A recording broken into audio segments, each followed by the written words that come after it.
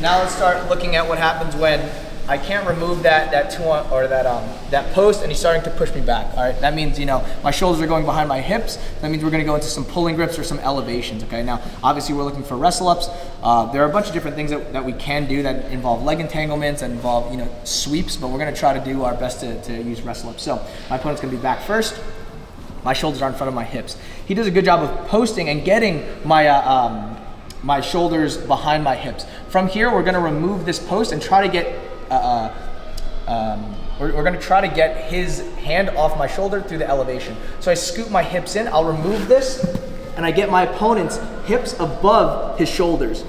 When his hips are above his shoulders, that means he has to use his hands. Now we do have an ability to go into different sumigashi shoulder crunch, but we're gonna start getting our body locks first.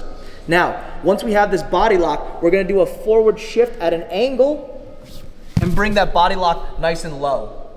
Now, at the same time, we're gonna use some momentum to help us build up off of our knees, and we're gonna end up with a body lock nice and low. So from here, he had a post, all right? I just did an elevation. You can use any pulling grip, honestly, but we're just trying to get my opponent's hands down to the mat and his hips above his shoulders.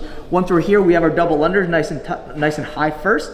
Once we're ready to go, we forward shift at an angle. Both are fine, doesn't matter. We'll bring the lock low, and we're gonna use the momentum of the forward shift to build up to a knee. So from here, I forward shift at a 45-degree angle, and I build up to a knee like so. We make sure that we have good ear to chest connection, so we can start forcing his shoulders behind his hips, and we're gonna retract our elbow towards our rib cage.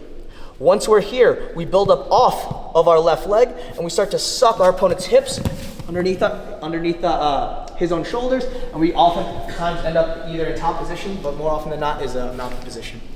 So from here, my opponent started to push my shoulders behind my hips. You guys can use 2-on-1s, elbow 2-on-1s, thumb post, even tricep or collar tie grips. Pulling grips is the biggest idea here, because now he's pushing into us, so we have to use a pulling grip, okay? So both are fine.